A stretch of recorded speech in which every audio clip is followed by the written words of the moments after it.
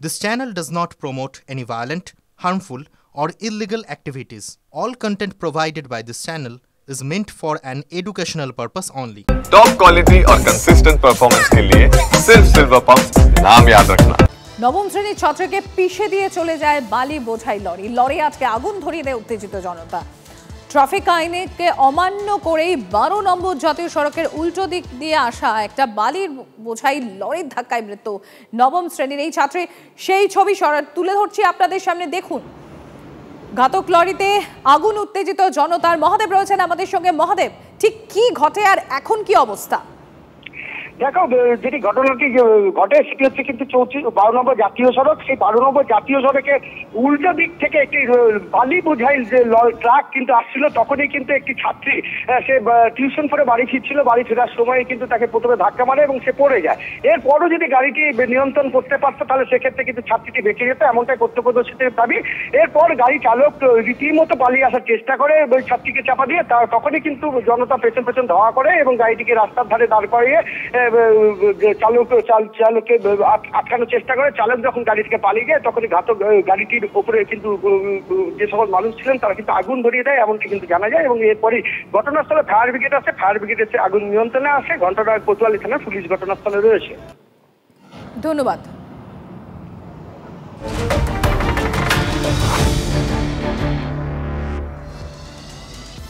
কলকাতার বৈঠকেও রফা হলো না। বীরভূমে তৃণমূল জেলা কমিটির বৈঠক কে ডাকবেন সেই নিয়ে আবার নতুন করে বিতর্ক শুরু। বীরভূমে জেলা কোর কমিটির চেয়ারপারসন আশিস বন্দ্যোপাধ্যায় 25 জুন বেলা 3টে বোলপুর তৃণমূল কার্যালয়ে বৈঠক ডেকেছেন। জেলা কমিটির সমস্ত সদস্যকে আমন্ত্রণ জানানো হচ্ছে সেখানে। পাশাপাশি একই সময় জেলা কমিটির বৈঠক ডেকেছেন অনুব্রত মণ্ডলও। হিমাদ্রি রয়েছেন আমাদের সঙ্গে। হিমাদ্রি, অর্থাৎ দলের শীর্ষ নেতৃত্বের লাস্ট ওয়ার্নিং এর পরেও এখনো তাহলে বীরভূমের চিত্রটা বদলালো না তৃণমূল কংগ্রেসের জন্য? দেখো, একেবারেই প্রশ্ন সেটাই যে দলের শীর্ষ নেতৃত্ব যখন বারবার সতর্ক করছেন, বারবার বলা হচ্ছে গোষ্ঠীদ্বন্দ্ব করা যাবে না, কোনো রকম বিশৃঙ্খলা করা যাবে না, তারপরেও কিন্তু দেখা যাচ্ছে অনুব্রত মণ্ডল কিন্তু যে মেরুতে ছিলেন তিনি কিন্তু সেই মেরুতেই রয়েছেন। গতকাল বারণ করেছেন, সতর্ক করেছেন, গতকালই বিতর্ক তৈরি হয়েছে। অর্থাৎ আশিস বন্দ্যোপাধ্যায় তিনি একটি বৈঠক ডেকেছেন এবং তৃণমূল কংগ্রেসের শীর্ষ নেতৃত্বের পক্ষ থেকে জানানো হয়েছে যাবতীয় বৈঠক ডাকবেন, যাবতীয় দলের কার্যক্রম যা হবে জেলাতে তা আশিস বন্দ্যোপাধ্যায় ডাকবেন। তিনি হোয়াটসঅ্যাপ গ্রুপে একটি বৈঠক ডেকেছেন 25 তারিখে। তার ঠিক কিছুক্ষণ পরেই একেবারে অনুব্রত মণ্ডল আবার একটি হোয়াটসঅ্যাপ গ্রুপে, অনুব্রত মণ্ডলের যারা ফ্যান ফলোয়ার রয়েছে সেই হোয়াটসঅ্যাপ গ্রুপে তিনিও বৈঠক ডেকেছেন এবং ইন ডিটেল তিনি সেখানে লিখেছেন যে কাদের কাদের এখানে উপস্থিত থাকতে হবে, কারা কারা থাকবে, কখন বৈঠক, কিভাবে আসবে, কী নিয়ে আলোচনা হবে, সমস্ত বিষয়ে তিনিও কিন্তু সেখানে বর্ণনা দিয়েছেন। অর্থাৎ অনুব্রত মণ্ডলকে বলা হয়েছিল শুধুমাত্র তিনি এই মুহূর্তে শুধুমাত্র তিনি কোর কমিটির একজন সদস্য, কিন্তু যাবতীয় যা বৈঠক তা ডাকার কথা কিন্তু তার নয়। তারপরেও আমরা গতকাল দেখলাম, গতকাল সন্ধ্যাবেলায় দল সতর্ক করার পরেও আবার বৈঠক ডাকলেন অনুব্রত মণ্ডল। এই বৈঠক কে ডাকবে এটা নিয়ে আবার নতুন করে এই মুহূর্তে দ্বন্দ্ব শুরু হয়েছে বা দোলাচল শুরু হয়েছে তৃণমূল কংগ্রেসের বীরভূম জেলার যে তৃণমূল কংগ্রেস রয়েছে তাদের মধ্যে। আশিস বন্দ্যোপাধ্যায় নাকি অনুব্রত মণ্ডল, তাহলে সাধারণ যারা তৃণমূল স্তরে কর্মী তারা কনফিউজড হচ্ছে, অনুব্রত মণ্ডলের কথা তারা শুনবেন নাকি আশিস বন্দ্যোপাধ্যায়ের কথা শুনবেন। সব মিলিয়ে কিন্তু আবারও প্রশ্নের মুখে তৃণমূলের যে তাদেরকে বারবার বলা হচ্ছে সতর্ক থাকতে, সংযত থাকতে, সেই বিষয়টাই। ধন্যবাদ হিমাদ্রি। বীরভূমের জেলা কমিটির বৈঠককে ডাকবে বা সেই নিয়ে বিতর্ক। 25 জুন তৃণমূল কার্যালয়ে বৈঠকের ডাক আশিস বন্দ্যোপাধ্যায়ের, আবার আলাদা করে বৈঠকের ডাক অনুব্রত মণ্ডলেরও। আর এই বিষয়টিকে, এই তৃণমূলের গোষ্ঠীদ্বন্দ্বকে কটাক্ষ করতে চাচ্ছেন না বিরোধীরা। দেখুন, ওদের মধ্যে কি দলাদলি কি ঝামেলা আছে তো আমাদের দেখার বিষয় না। ওদের ছাগল ওরা আগায় কাটবে, লেজায় কাটবে, ওদের ব্যাপার। তবে আমরা জানি কোথাও কোনো জেলাতে কোনো তৃণমূলের বৈঠক এই নেতাও ডাকে না, ওই নেতাও ডাকে না। তৃণমূলের বৈঠক ডাকে ডিএম, এসপি, ওরাই হচ্ছে সত্যিকারের তৃণমূল নেতা। এই WBCS অফিসার, IAS অফিসার এবং পুলিশের IPS এরাই হচ্ছে আসল তৃণমূলের নেতা। এগুলোকে যদি বাড়িতে বসে যায় তৃণমূলকে 7 দিন পরে খুঁজে পাওয়া যাবে না। সুতরাং দলীয় শৃঙ্খলার পাঠ পড়িয়ে কাজল অনুব্রতকে কড়া বার্তা তৃণমূল কংগ্রেসের। মমতা বন্দ্যোপাধ্যায়ের রক্ত ঘামে তৈরি এই পার্টি।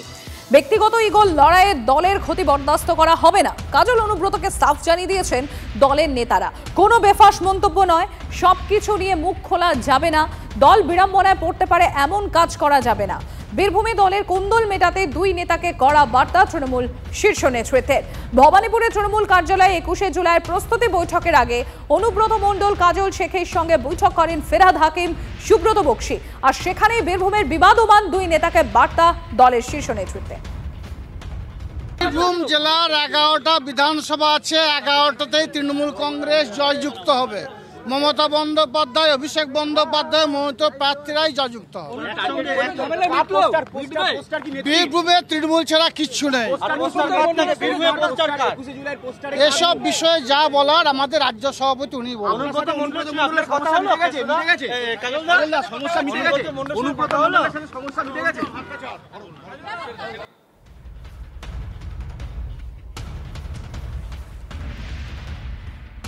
বিজেপি নেতা জগন্নাথ চট্টোপাধ্যায়ের সঙ্গে আমরা যোগাযোগ করতে পেরেছি। জগন্নাথ বাবু, বীরভূমে এই যে তৃণমূল কংগ্রেসের গোষ্ঠীকন্দল, সেটা তো থামার নামই নিচ্ছে না। দলের শীর্ষ নেতৃত্বের লাস্ট ওয়ার্নিং যে ইগল লড়াই বন্ধ হোক, দলের ভাবমূর্তি নষ্ট হচ্ছে, কিন্তু তারপরেও সেই সমস্যা যেখানে ছিল সেখানেই রয়ে গেছে। কিভাবে দেখছেন 2026-এর আগে এই বিষয়টিকে?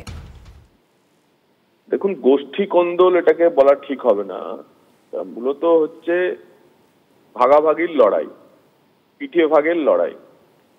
পিঠে ভাগের লড়াইয়ে এই লড়াই রক্তক্ষয়ী অবধি হতে পারে, এবং সেটা হলো দেখলেন, যার পরিপ্রেক্ষিতে অনুব্রত মণ্ডলের মুখ থেকে ওই মধুর বাণী বেরোলো। কিন্তু কাজল কেষ্ট নিজেদের মধ্যে লড়াই করছে, সেটা বড় বিষয় না।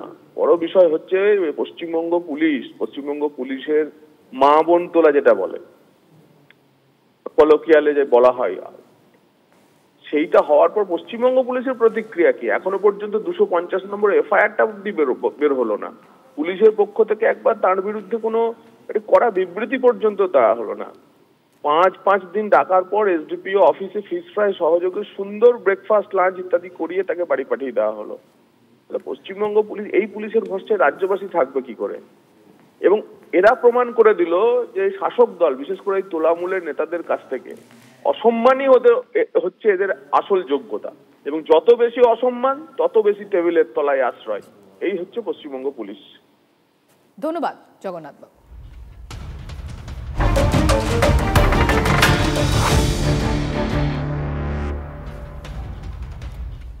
আইসিকে কদর্য হুমকি, অনুব্রতকে লাস্ট ওয়ার্নিং তৃণমূল কংগ্রেসের। আর এমন ঘটনা বরদাস্ত করা হবে না, অনুব্রতকে সমঝে দিলেন দলের শীর্ষ নেতৃত্ব।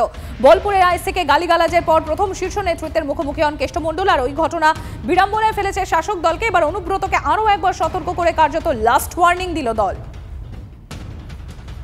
যে কথা বলেছিলেন অনিল বাবু, সেটা বোধহয় কোনো ভদ্র সমাজে কেউ বলতে পারে না। শাস্তি ওনারও হয়নি, এনারও হচ্ছে না। শাস্তি তো হয়েছে। একটা লোককে, রাজনৈতিক নেতা, সে একেবারে একটা জেলার দণ্ডমুণ্ডের কর্তা, তাকে পাঠিয়ে দেওয়া হয়েছিল যে 4 ঘন্টার মধ্যে সে গিয়ে পুলিশের কাছে ক্ষমা চাইবে, বাধ্য করা হয়েছিল তাকে। এর থেকে আর কি আছে? তাকে সত্যাপন মেরে তার শাস্তি হয় না, তার যথেষ্ট তাকে শাস্তি দেওয়া হয়েছে। এবং মমতা বন্দ্যোপাধ্যায় এরকম ক্ষেত্রে খুব একটা কম্প্রোমাইজ করছেন না কারোর সঙ্গে। সামাজিক যদি কমে যায়, যেটাকে বলে অবমূল্যায়ন হয় আমাদের সমাজে, সেক্ষেত্রে আমাদের মানুষও এরকম ধরনের কাজ করছে, এবং কিছু নেতা হয়তো ভুল করছে। কিন্তু যিনি নেতা তাকে সবসময় মনে রাখতে হবে যে আজকে যে আমি বলছি, কালকে রিঅ্যাকশন কি হবে এটা ভেবে বলা উচিত, যেই বলুক না কেন।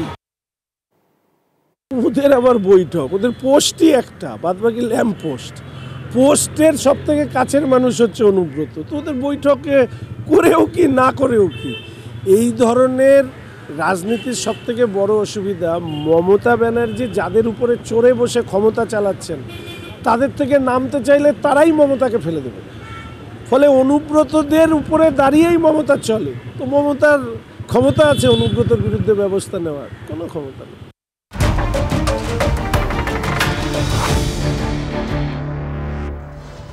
সামনে তৃণমূলের 21শে জুলাই শহীদ সমাবেশ। এবার 21শে জুলাই সমাবেশের পোস্টারে থাকছে শুধুই তৃণমূল সুপ্রিমো মমতা বন্দ্যোপাধ্যায়ের মুখ, থাকবে না সর্বভারতীয় সাধারণ সম্পাদক অভিষেক বন্দ্যোপাধ্যায়ের কোনো ছবি, জানিয়েছেন দলের সাংসদ সুদীপ বন্দ্যোপাধ্যায়।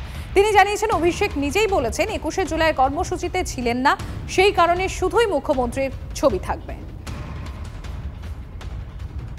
সম্পূর্ণভাবে অভিষেক বন্দ্যোপাধ্যায় নিজেই বলেছেন যে তিনি যেহেতু 21শে জুলাই কর্মসূচিতে ছিলেন না, যখন 21শে জুলাই কর্মসূচি হয়েছিল, সেহেতু 21শে জুলাই পোস্টারে যে পেন ড্রাইভ 7 নম্বর কামাত স্ট্রিট দপ্তর থেকে দেওয়া হচ্ছে, সেখানে মমতা ব্যানার্জির ছবি থাকছে এবং তার আবেদনের ভিত্তিতেই আমরা 21শে জুলাই মানুষকে সমবেত হওয়ার জন্য আহ্বান জানাচ্ছি।